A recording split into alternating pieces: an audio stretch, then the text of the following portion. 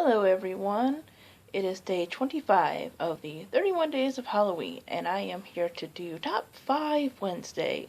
So Top 5 Wednesday was created by Ginger Reads Laney, and it's currently hosted by Thoughts on Tomes. Now, being the month of October, obviously they were going to have a spooky one in there. Well, they've had several spooky ones, I don't know, I'm just being fun here. But anyways, the topic for today is non-horror books that scared you. Now, I wouldn't necessarily say that these books here, scared me, but, the meaning behind them, certain, scenes maybe got to me or creeped me out, or just the idea of it, and looking more deeper into the story may have, just made me think. Maybe I thought it was a little dark. Maybe it creeped me out. So, at number 4 and 5, I'm putting these two together because I've talked about these books before. They're some of my favorites. And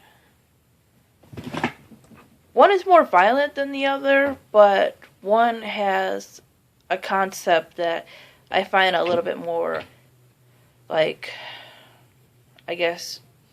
terrifying in a way. I find it a little bit more disturbing, I suppose, even though one is a little bit more violent. And you can put either one of these at 4 or 5. I really don't care because I did enjoy them both. But for those two, I would pick The Hunger Games and Battle Royale. No, The Hunger Games is a trilogy. I guess you can pick actually any 3 of the books, but I'm going with the first one. The one where we are introduced to the concept of the games, the idea, the plot and everything. And then Battle Royale, as far as I know, has only been one book. So, both of these involve children being made to fight to the death. Battle Royale is set in a futuristic Japan, which is part of, I forget what they call it. Was it the Greater Eastern Asian Commonwealth or something like that? But basically, they sort of live in a dystopia in a way.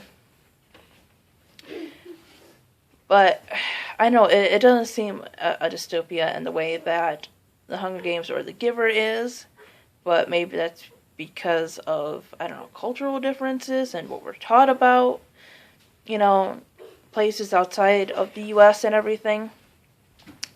But basically, there's a thing called a Battle Royale Act and everything, and random children basically are chosen, not random children, but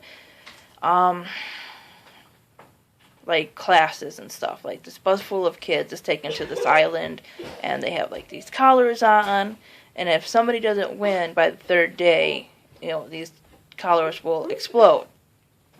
And these are classmates made to fight each other, meaning, classmates, people who may actually be friends, and boyfriends, and girlfriends, and stuff like that. And that concept is terrifying. And it's a little bit more realistic, I suppose, how Battle Royale did it, and how the government would get away with that, just randomly choosing kids and then calling their parents and saying, your kid has been picked. Oh, for your sake they live. And that's a terrifying concept, it is. And exploding collars, and they can go off if you're in the wrong section and stuff like that, and you gotta be, aware of where you are and what you're doing at all times, because it's not just the other kids that can kill you and everything, it's anything, and that's horrifying and everything. The thing about the Hunger Games, it's a little bit more light, I suppose, in that aspect, but what I find terrifying is this idea of every year, this drawing, this reaping kind of thing that they do, where they pick out 2 kids to go to this arena to fight and everything from each district, and the idea of a parent being in, the poor districts and everything, not only trying to survive and beat starvation and poverty and all that, but every year you have to look towards this, thing and everything, that at any moment your child can be picked, for this thing, and then you have to watch them do this on TV. Seeing, as far as I remember in Battle Royale, the parents never watched this or anything. It was basically they would announce the winner or whatever when it happened and such. But whereas something like the Hunger Games is broadcast to the nation and everything, they're all watching this. And the idea of being made to watch children kill each other, especially if one of your own children is in there, I found that concept just really disturbing. At number 3, I picked Living Dead Girl. This one probably would have been higher, except this book was pretty disturbing. It was just all around disturbing. I think it could be on the borderline of actually being horror in some ways, so I guess I kind of bumped it down a little bit. But this is basically about a girl who has been kidnapped, and it's about her and the guy that kidnapped her, and oh my god, it's a very short read, but a creepy read and everything, because it is about a kidnapping.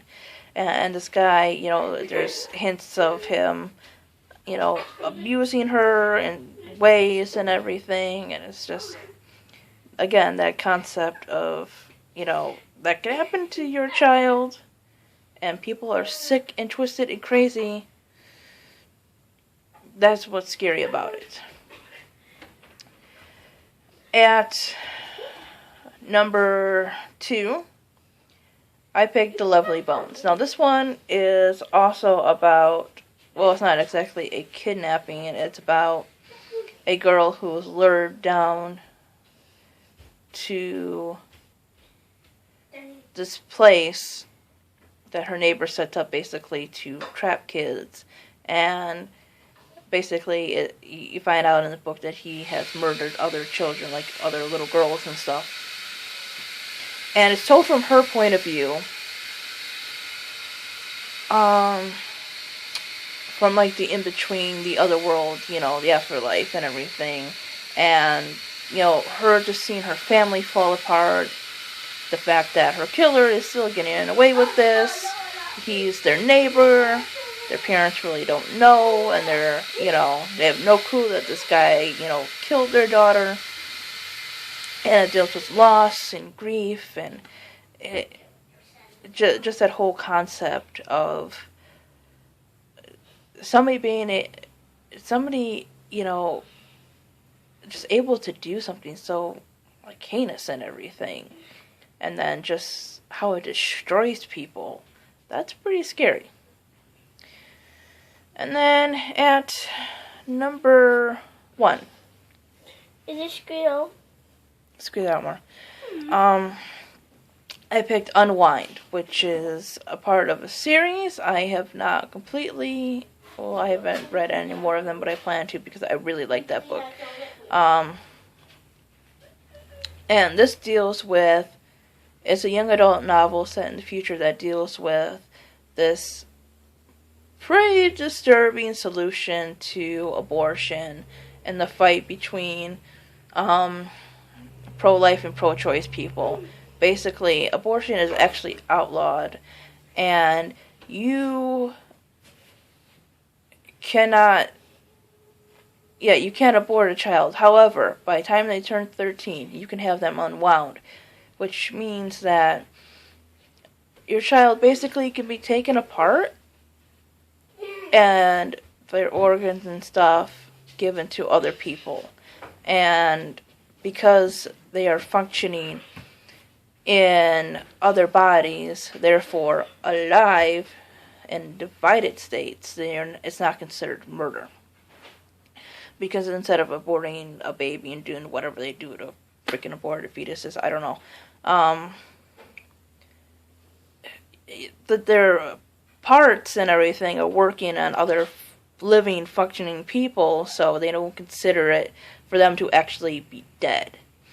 And then there's a part in the book where, like, one of the unwindings is actually happening, and for a young adult book, it was really good. It really creeped me out and really disturbed me, and I read this when I was like 22. It was like, ooh, that's kind of disturbing and everything. But yeah, those are the books that I found kind of creepy, kind of disturbing, that aren't exactly horror. Anyways, I hope you enjoyed, and I will see you guys next time. Bye bye. Tell me what your non-horror scary reads are.